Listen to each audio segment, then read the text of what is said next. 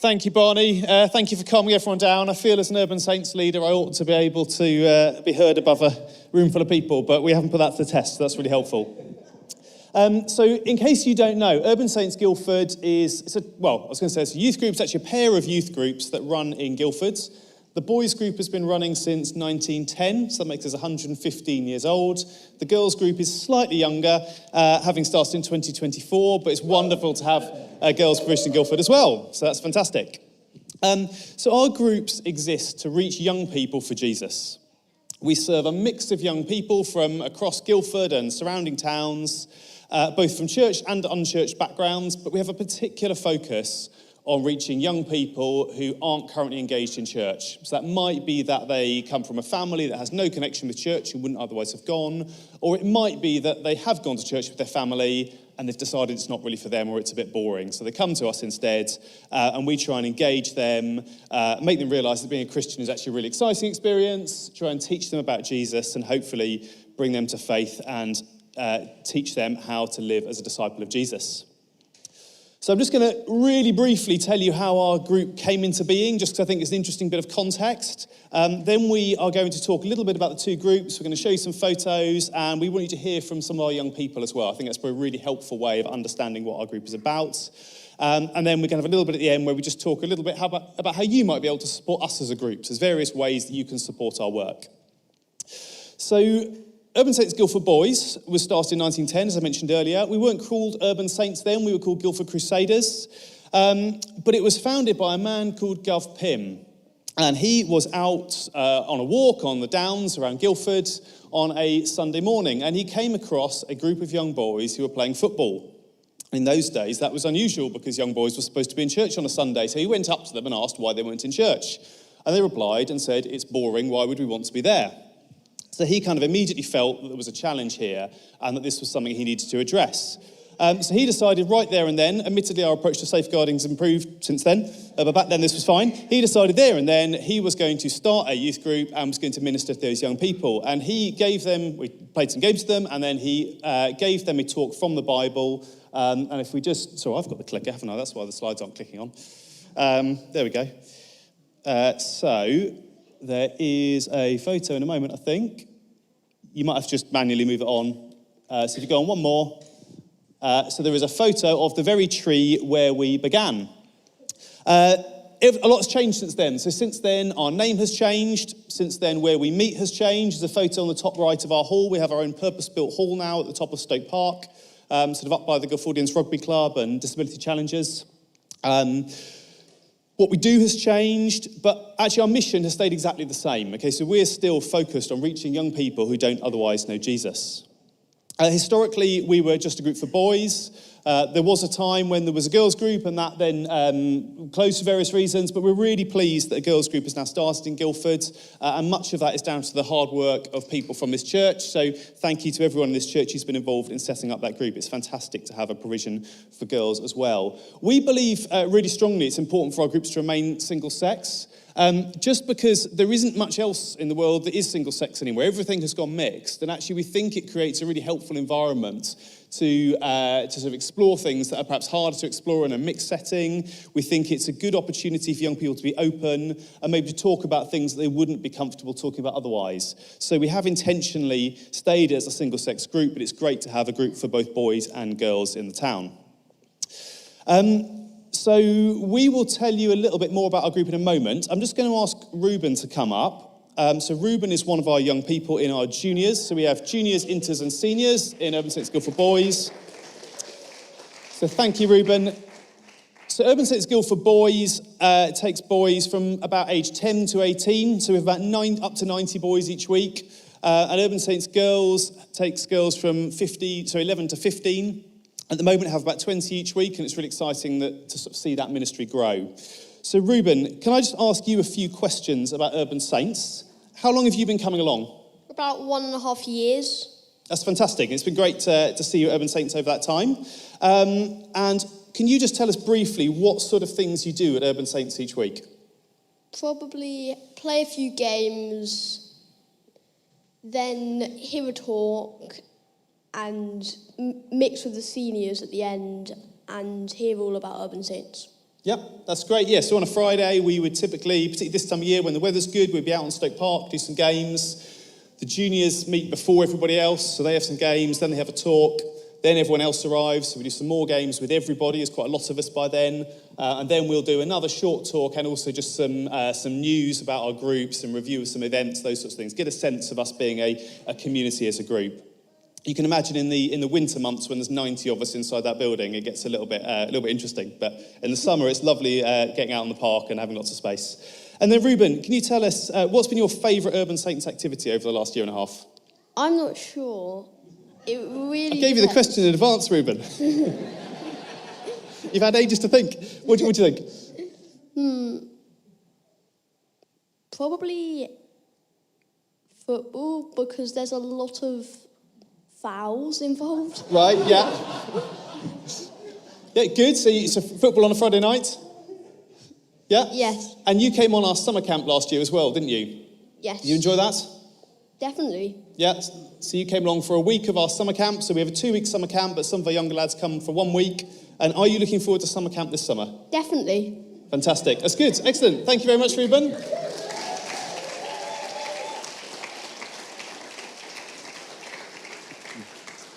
Yeah, so as a boys group, we're really excited. Our summer camp starts in a week's time. This time next week, we will be on the Lizard Peninsula in South Cornwall. There are, I forget how many actually, I think 65, something like that, young people coming along. I'm looking around the room, is that about right? Yeah, good. So there's about 65 young people coming with us. We're going to be doing some great activities over the next 2 weeks. But we will also be exploring the Christian faith. We've got a series of talks based on the different names for God and Jesus in the Bible, and we'll be using that as a way to explore the character of God. Before I hand over to Tarryn to talk a bit more about the girls group, just one bit of news I wanted to share, just 'cause it's kind of relevant to what we're talking about today. Some of you may have heard there are some changes to Urban Saints nationally going on. So Urban Saints is a national organisation that we're part of. So Urban Saints nationally has decided that it's not going to support local groups anymore. So they're changing their ministry to focus on some online ministries and training of leaders. So that does actually create a bit of a challenge for us locally. It's not a massive problem in that we run our groups very independently locally. We organise all our events ourselves. But we do rely on the national organisation for things like our insurance, some of our back office support. So one challenge that we've got, and it'll be a prayer point later, is we've got to work out what the future of our groups is. We're absolutely committed to keeping going, so everything we're telling you is kind of relevant and will be the same next year and the same the year after. But we have got a little bit of work to go through at the moment, just understanding, do we join another charity that can provide us that sort of support, or do we find a way of providing that locally? So there may be just a few little changes there. If I came back in a year or two's time and we were called something different, that's why. It's not because we've given up on what we're doing and we've changed our mission, but we are going to have to make a few little changes in order to keep going in a slightly different way. But the mission will remain the same. So I'm going to hand over to Tarryn now. I think we're going to have just a little slideshow of pictures from the girls group. Then Tarryn will come up and talk a bit more about what the girls get up to. Perfect. So we've just got a few slideshows running here. You can see some of the fun activities that we get up to on a Friday night. It's really great fun. And so while those are running in the background, I'd love to invite Gwen up. Where's Gwen? Our lovely Gwen.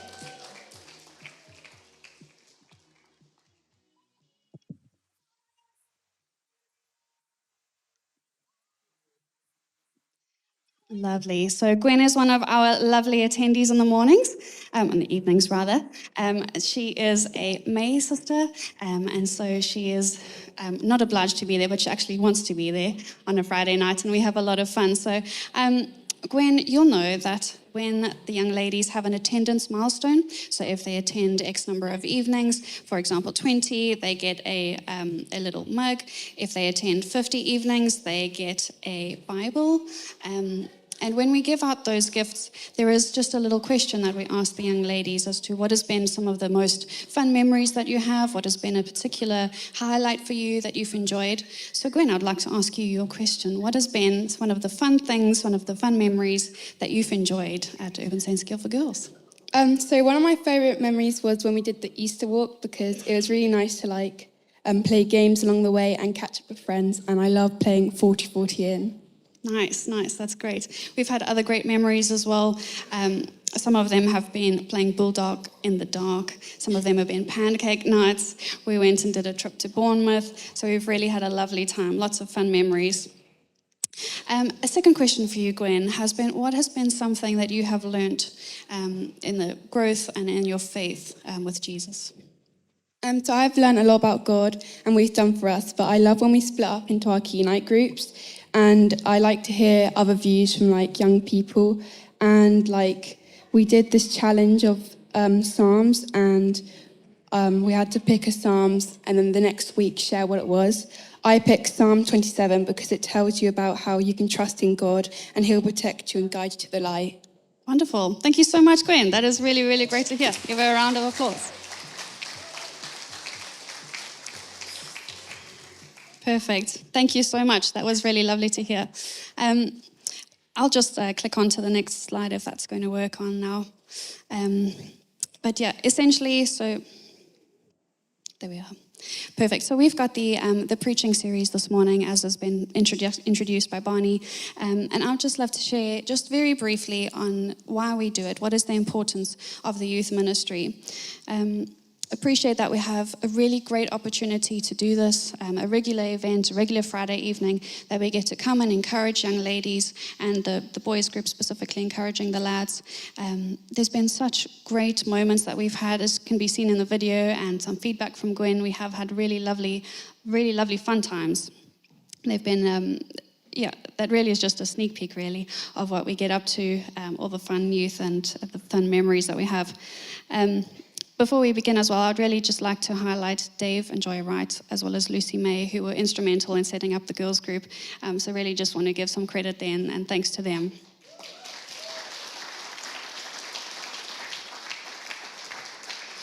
Thank you. One thing, though, that is particularly difficult to see in the video is the impact of the Holy Spirit. It's difficult to showcase the movement of the girls' journeys with the Holy Spirit and with their growth in the faith through a video like that, but that is definitely something that we've seen. We've seen from the moment that we began February last year until recently our meetings, the bond in the girls has been instrumental. The movement of the Holy Spirit has been great. We've been able to see them being confident in praying out loud, sharing journeys that they're going on, encouraging one another, having those honest conversations of what does faith for a young person look like today. And so that's really why we do it. So sharing on the passage, Proverbs 22, verse 6. It says, "Train up a child in a way that he should go. Even when he is old, he will not depart from it." And I think that is quite instrumental to why we do it, really. It is training up the child in the way that he should go, and when he is old, he will not depart from it. Ultimately, there is a responsibility for all of us to raise a child up in the way of the Lord. And often we would expect that that is a responsibility of a parent. But I think it's great to remember that it's not only a parent's responsibility. We as a church collectively share in that responsibility. If we think back to dedications that we've done of Little Daisy or Daphne or the various dedications, we as a church commit to saying, yes, we stand with the parents to raise them up in the ways of the Lord. And so we all share in that responsibility. And so having this opportunity of a Friday night at Guildford Girls or on a Sunday morning with the youth ministry as well, that's us all sharing in that opportunity to encourage and raise up the young people in the ways of the Lord. It's difficult to find stats on UK numbers specifically, but I recall a little while ago we had a message shared of the number of youth that come to know Jesus when they are youth and then turn away from the Lord at about 15, 16 and then come back to faith only about 20 or 25. And that is quite a pervasive concern across the world, really. There's a study in America, it's difficult to find stats for the UK, but for American stats, it was about 13-year-olds were interviewed, and about 82% of those 13-year-olds said that they are at least familiar a little bit with faith. And then it goes to say, when you are 15, that percentage drops quite a bit. And then when you're a young adult, it picks up again. And so there's a real need for us to instill what it means to live by Jesus, what it means to have a relationship with Jesus when they are young. And that's what that Proverbs verse says, really. There is a shared responsibility for us to train up children in the way that they should go when they are young. I think as well it's also important to recognize that the youth of today are going through many struggles that perhaps some of us haven't gone through when we were young. There is the age of technology where technology is almost inseparable from the youth of today, that we need to give them actions and give them ways to handle technology, as opposed to just shying them away from it and protecting them from it. It's actually just enabling them to manage it really well, enabling them to have the skill set to know who they are in Jesus, know what exactly it is that they are called to, and that the expectations that social media puts on them is actually not irrelevant. It's actually not important to who they are. They are a daughter of God. They are a son of God. And that's the main thing that we get to instill in them, so that when they face the world, when they face the age of technology that is in their face constantly, they are armored. They know they have the armor of God. They have the fruits of the Spirit. They have a relationship with Jesus. They know exactly how to handle that. And they are able to move forward and progress, and in turn then share and encourage their families and their friends as well. I'm sure many of us as well can remember a time when we were impacted in our young days, perhaps for those of us who have grown up in church and been exposed to the church setting from when we were young. I'm sure we can all recount of a memory where we had a particular point of ministry where we were spoken to, and that stuck with us into our adult years. I know I certainly can remember a couple of instances of that. And that's such a gift that we are able to do that for the youth of today. These are the moments while they are growing up that we get to share and invest in their lives and give them those moments that will set them up going into adulthood. So, yeah. Secondly, it gives them a space to grow their faith. Sometimes, although it is primarily a parent's responsibility to bring a young person up in the ways of the Lord, sometimes it's limited as to what a parent can actually do, because it would be a case of, oh, Dad, that's not cool. Why are you talking to me about that? But having a Guildford Girls or a Urban Saints Boys group actually gives them a shared space and an opportunity for them to ask their friends, what are you going through? You know, how are we handling this? How are we handling this friendship setting? Or how are we handling technology, as an example? It just gives them a safe space for them to investigate and grow their faith and their own identity in the Lord. I think there's this idea that there can be an inherited faith versus an active faith, and breaking the expectation that they are having an inherited faith just because their parents have gone to church, therefore they should go to church, but rather transitioning to an active faith of knowing, actually, I believe in Jesus, I have a relationship with Jesus, and helping them grow that. So that is the importance of youth ministry, really, just as a snapshot. After this, I think we'll hand over to Patrick. We'll have a little video for the gents group, and then we will hear a bit more about the Urban Saints Boys group.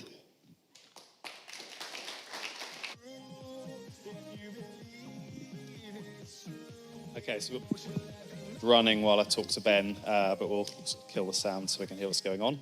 So some photos there that's from a summer camp of ours a couple of years ago. Particularly attractive one of me finishing a running race up a tour on Bodmin Moor. I think I won that race. Did you win it? I beat you. I did have a child on my back, but yeah, fair point. So Ben, some of you remember Ben. Ben used to come to Hope Church sort of 3-4 years ago. Something like that. I was in our youth group. So Ben is one of our interlads. So as I mentioned before, we have juniors, which is age sort of 10 to 12, into sort of 13 to 16, and then 16, 17, 18 is our seniors. So Ben, I've got just some questions for you about USG. But firstly, could you just tell us what school year you're in and how long you've been coming to Urban Saints? So I'm in year 10. I'm in year 11 technically now. Scary. I've been coming to Urban Saints for almost 7 years now. Quite a long time. Yeah. Great. Yeah, so you'll be moving into the seniors, thinking about it. So tell us a little bit about why you come to Urban Saints Guildford. Why did you come along? I love coming to Urban Saints because it's a great place to be with lads that are like me, that you can relate to and you can struggle with. If I'm having a problem, there's a great chance that a buddy of mine is also having the exact same problem at Urban Saints, and it's a great place to tackle things together through thick and thin. Fantastic. How has Urban Saints helped you develop your faith and equip you to serve God? I think one of the biggest things that has helped my faith at Urban Saints is summer camp. It's a great place where you get to, for 2 weeks, maybe more if you're on an advanced party, you get to kind of practice living this really great lifestyle with leaders that can kind of guide you. In the mornings, we're praying with our leaders sometimes. We get Breca chat, reading the Bible. It's a really great environment. And then we can come out of summer camp into the first couple of weeks of the school year and trying to replicate this and living how God intended. And what's your best memory from Urban Saints? My best memory from Urban Saints. Has anyone here seen the show Hunted on All 4? So we do this thing, we did it a couple of years ago. We started at Surrey Sports Park and we had to, through the night, get to a train station, can't remember where it was. Womber train station. Without being caught by some of the senior lads. We were in, I think, year 6, and we were the first one back. So my best memory is going through the train station singing "We Are the Champions" to random people because we'd won. So that event actually was during COVID, so we weren't allowed groups of more than, I can't remember how many it was, sort of 20 young people or something. So we were trying to think, how can we have a whole group event without having the whole number of people? So we thought, well, let's run an event that's spread out over a 9 square mile game area. So it worked really well. So that's great. And then you're coming on summer camp next week. What are you looking forward to on summer camp? Well, on summer camp we have an advanced party, which is where we show up, is it 3 days? Yeah, 3 days before to kind of put up all the tents and set up summer camp. And I'm really excited for that. I've never done it before. Fantastic. Thank you very much.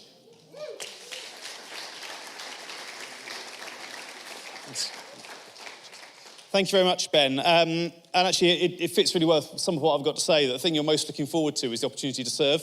Because actually, we make it really fun for young people to get involved in those sorts of things. And some of them do really love just digging a very large pit or putting up a tent or something like that you wouldn't necessarily think would be the best activity. But actually, when you're doing it with people you get on with, people that care about you, people who are your friends, these things are really good fun. So if I got the thing, there we go. If we're able just to move back to the slides. So we view our purpose as a group as reaching lads for Jesus Christ and engaging them in effective Christian living. So Tarryn's talked to us about the importance of having an effective youth ministry, the importance of reaching young people for Jesus. I want to talk a little bit about the second part of this phrase around engaging young people in effective Christian living. So there's a verse from Timothy that I'm just going to relate to. So that's come up on the screen now. So I have to come down, I can't read it. Command and teach these things. Don't let anyone look down on you because you are young, but set an example to other believers in speech, in conduct, in love, in faith, and in purity. So this is a verse I think really describes the approach we take to our ministry.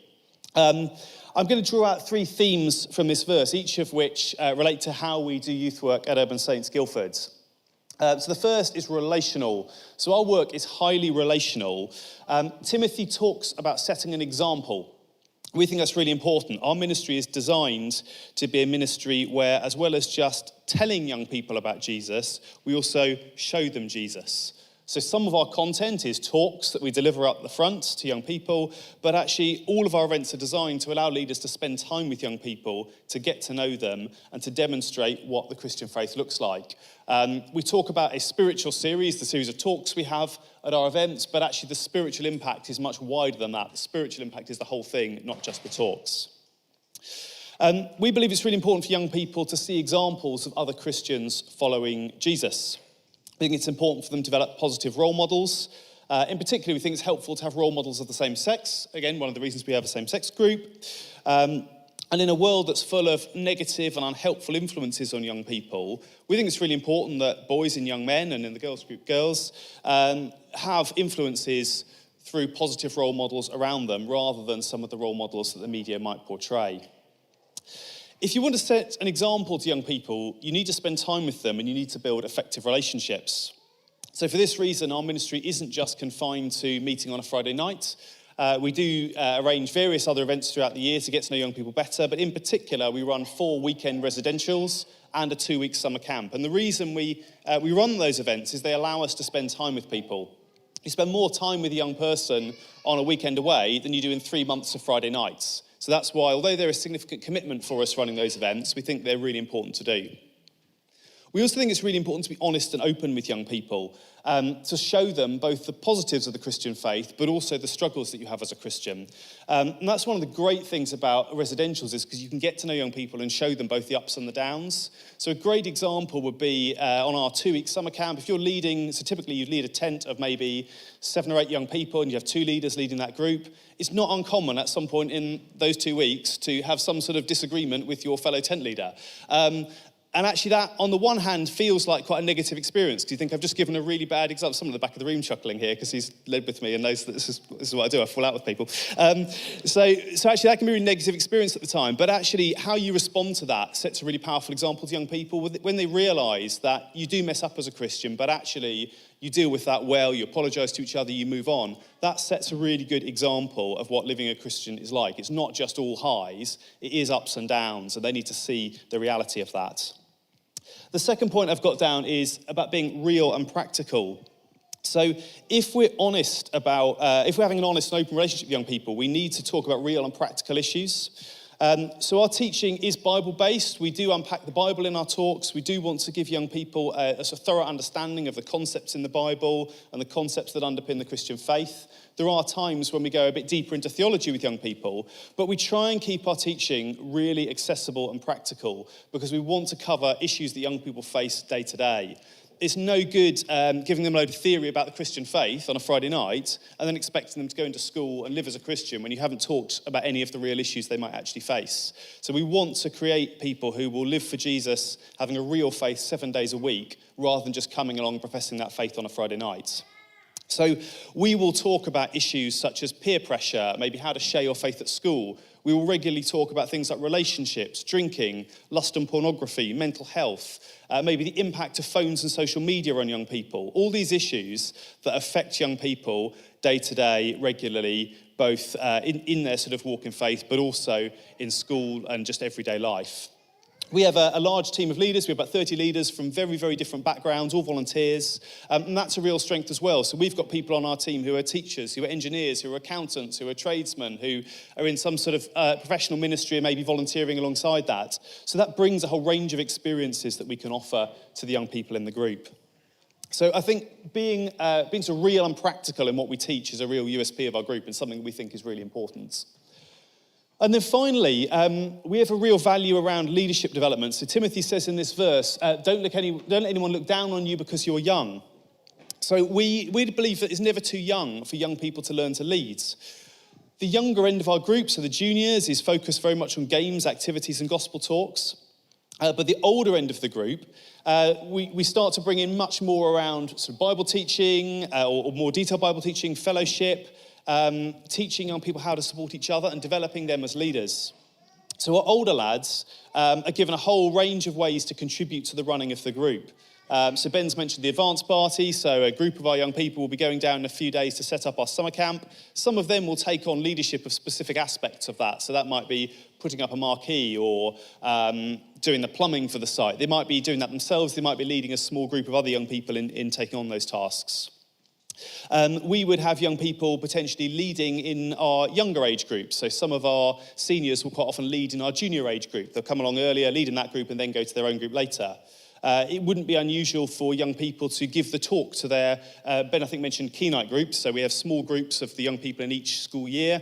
Normally a leader would be providing the talk to that group, but it wouldn't be uncommon for a young person to provide that talk if they felt that's something they wanted to do, and we would support them through that. So we're trying to develop leadership skills in them.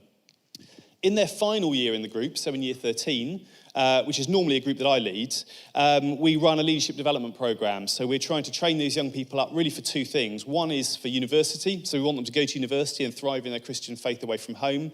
But we also want to release them into leadership, potentially with us. So most of our leaders are grown up through the group. So some of them will then come back and lead on our camps and lead in our group as students. But equally, they might go into leadership elsewhere in their church at university or in university CUs or in other contexts. So during that year, we will be going through what the Bible says about leadership. We will look at some practical items. So we'll probably do a session on safeguarding. We'll probably do a session on how to do risk assessments if you're running an activity, those sorts of things. And we also do some work on how to work as part of a team. So some of the sort of character types pieces that you might have done in a professional context, we'll look at those and talk to them about how you work effectively in a diverse team.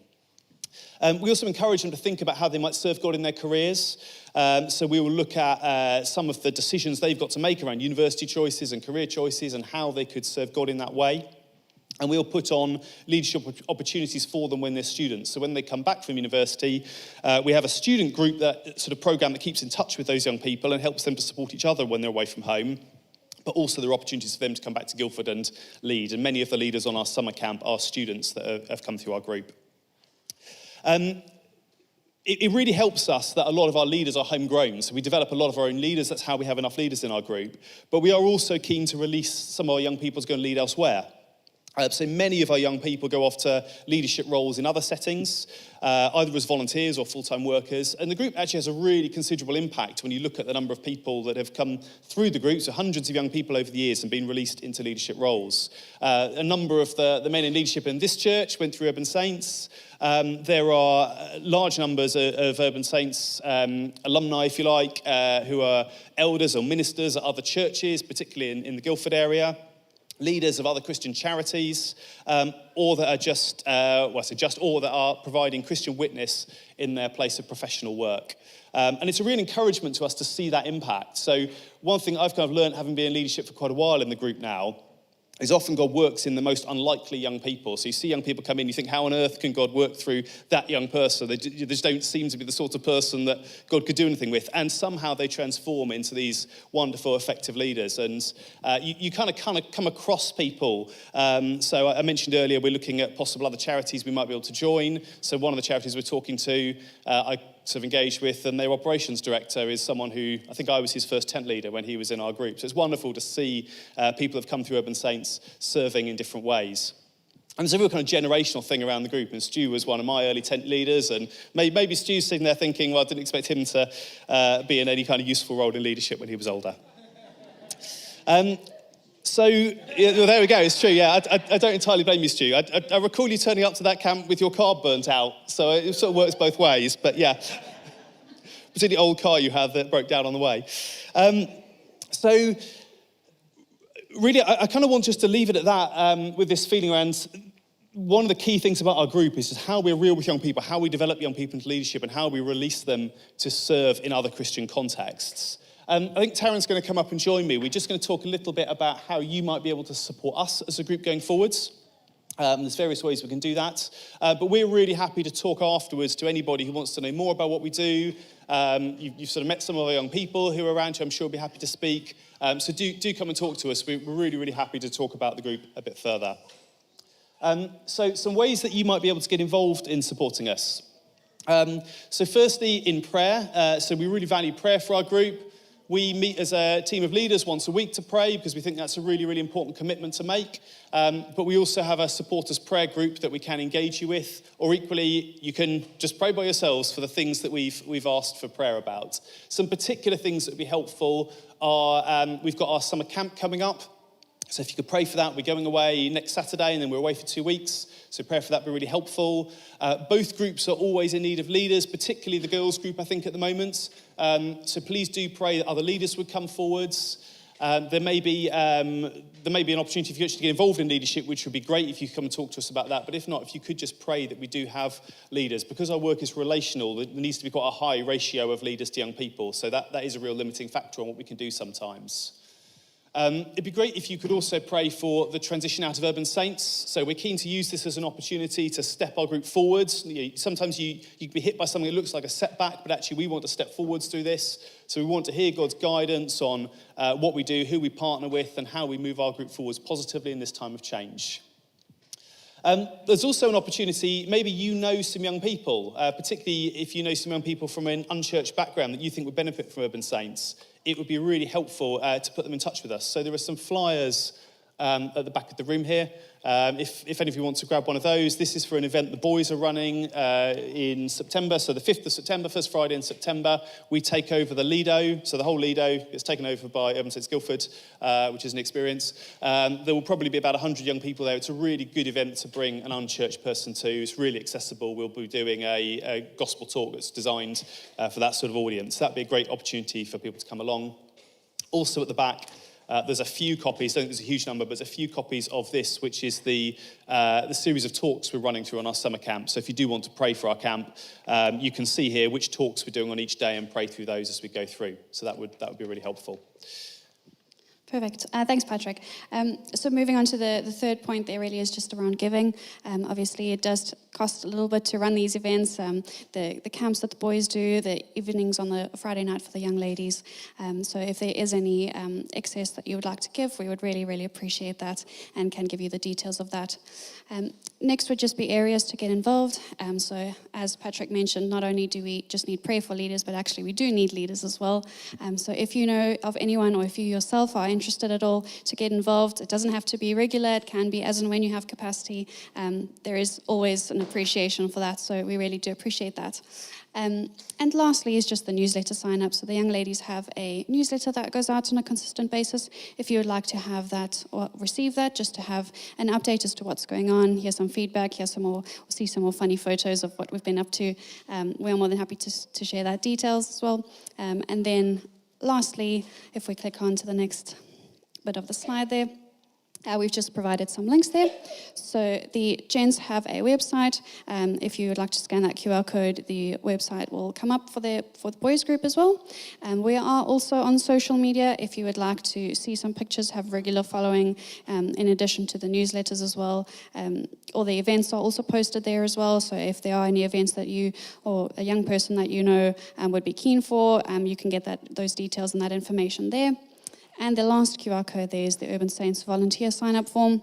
So if you would like to sign up as a volunteer, if you're interested, or if you know anyone else that's interested, you're more than welcome to share that link, and we would be more than happy to get in touch with yourselves. So that is us. Patrick, I'm not sure if there's anything else you'd like to share. The only thing I was just going to reflect on is, of course, the importance of ministering to young people extends beyond just Urban Saints. So we have our own ministry at the church here. We have various sort of creche, kids groups and youth group, and that is equally as important a part of this ministry as Urban Saints. So it'd be wonderful also if anyone feels actually leading Urban Saints isn't for me, but I could support the work in the church, then that would be fantastic as well. And speak to Stuart if that's something you're interested in doing. Thank you.